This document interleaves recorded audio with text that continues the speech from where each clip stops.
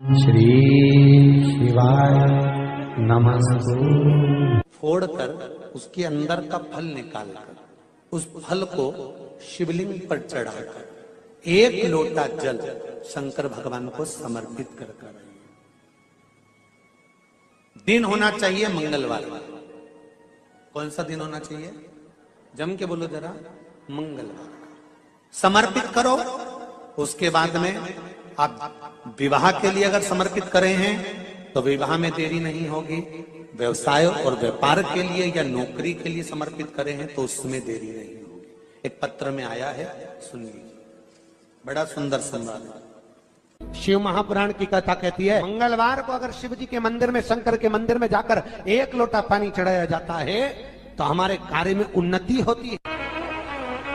हाथ में जल का पात्र हो, शंकर के मंदिर में जब तुम जा रहे हो, शिव के पास जब पहुंचो, जल से हाथ, ये लोटा जब जल का तुम बाबा को समर्पित कर रहे हो, जल चढ़ा रहे हो, उस समय पर बाबा से जरूर कहो, बाबा बहुत दिन हो गए, बहुत दुखी हूं, ए मेरे शंकर, मेरे कुबेरेश्वर महादेव, मेरे महाकाल राजा, मेरे इस हाथ को अब तुम पकड़ लो बाबा, बहुत दुखी हूं, अब तुम थाम लो बाबा।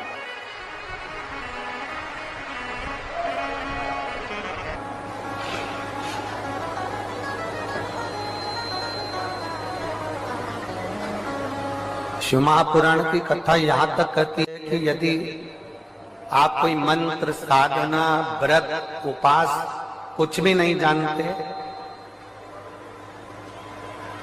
तो बेलपत्री के वृक्ष के नीचे एक लोटा जल चढ़ाओ, प्रदोष की प्रदोष एक घी का दीप लगाओ और बेलपत्र के वृक्ष के नीचे की मिट्टी का ही तिलक लगाओ।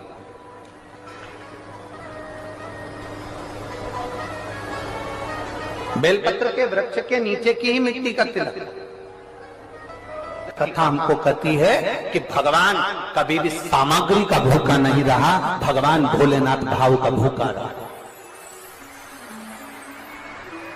भगवान शंकर को रिझाने के लिए सामग्री की जरूरत नहीं है। कोई चीज तुम पशुपति व्रत करने के लिए गई हो, थोड़ा सामान तुम्हारा घर पर छूट गया, मान लो तुम्हारा कंकु, रोली, मौली, चंदन, हल्दी कुछ घर पर छूट गया, बस एक चीज ना छूटे, जो 6 दिए हैं वो और प्रसाद के 3 हिस्से।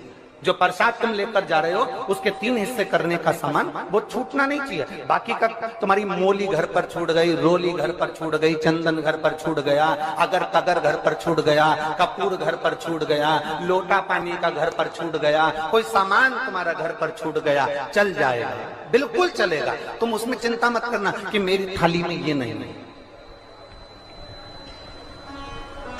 गणगौर की पूजन करने जाती हैं माताएं, इधर गणगौर होती है कि नहीं होती हमको नहीं मालूम। गणगौर की जब पूजन करने माता जाती हैं, तीज का पूजन करने जाती हैं, देवी का पूजन करने जाती हैं, चतुर्थी का पूजन करने जाती हैं, किसी देवी देवता का पूजन करने जाती हैं, पूजन की थाली में दूसरे की थाली में देखती हैं कि बहुत सारा सामान है, मेरी थाली में ये चीज नहीं है, तो उसको याद आती रहती है, मैंने तो भगवान को ये चढ़ाया ही नहीं, मैं तो भगवान को ये दे ही नहीं पाई, मैं तो भगवान को ये दे नहीं पाई, मेरे पास तो ये सामान है ही नहीं, उसकी चिंता में लग जाती है। शिव महापुराण की कथा कहती है, जो देवी देवता ने आपके हाथ से बुलवाना था वो सामान देवी देवता ने अपने हाथ से बुलवा लिया, अब चिंता करने की जरूरत नहीं।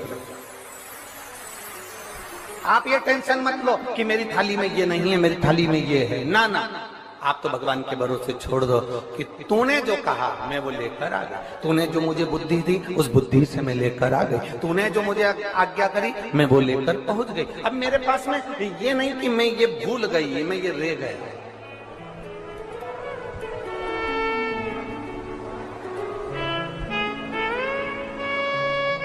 महाराज,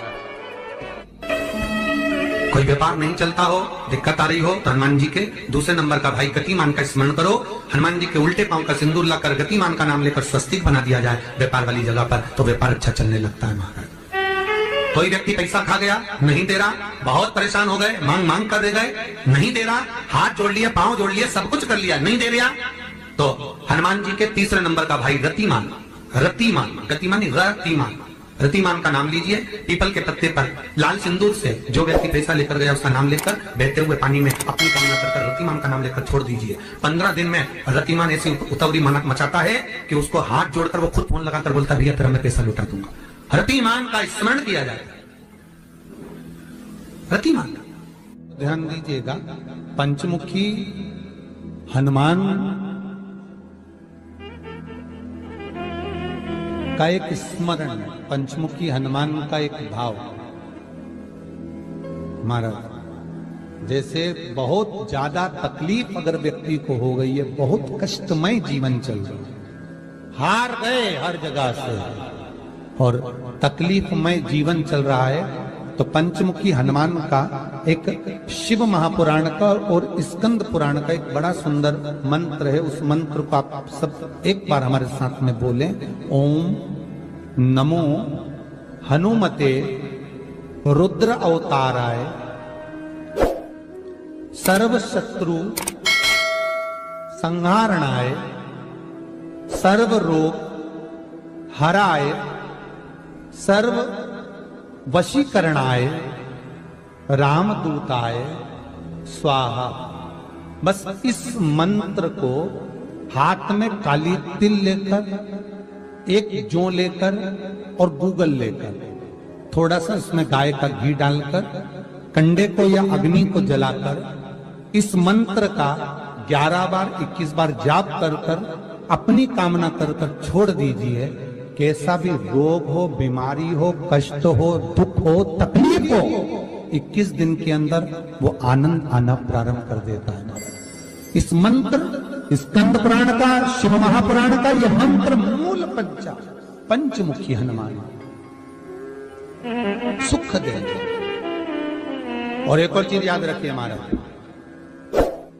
यदि कोई काम के लिए जा रहे हो, कोई व्यापार के लिए जा रहे हो या नौकरी करने के लिए जा रहे हो और लगी नहीं रही, बहुत तकलीफ पा रहे हो, सर्विस ही नहीं लग रही, बहुत कष्टमय हो गया, तो निवेदन करूंगा 5 पीपल के पत्ते पर बेसन के 5 लड्डू घर में बने हुए, गाय के घी के 5 लड्डू रख लो। उस लड्डू के बीचों बीच एक आटे का दिया और उसमें तिल्ली का तेल डालकर इसी मंत्र का प्रयोग कर कर पंचमुखी हनुमान का किसी भी हनुमान के मंदिर में जाकर, दक्षिण मुखी हनुमान के मंदिर में जाकर उसको रख कर आ जाइए। इसके बाद आप उस काम के लिए जाइए, आपका काम सफल हो जाएगा। आपको किसी को नहीं कहना पड़ेगा कि हाथ जोड़ना नहीं पड़ेगा, किसी के पांव नहीं पड़ना पड़ेंगे, तुरंत काम होगा। बस इस मंत्र का स्मरण कर कर पंचमुखी हनुमान का भूतेश्वर जो मंत्र है वो सुख देने वाला। पूरी दुनिया का कोहिनूर हीरा है संस्कार, हमारी सभ्यता, हमारी वृत्ति। माता पिता कितने अरमान से पढ़ाते लिखाते हैं,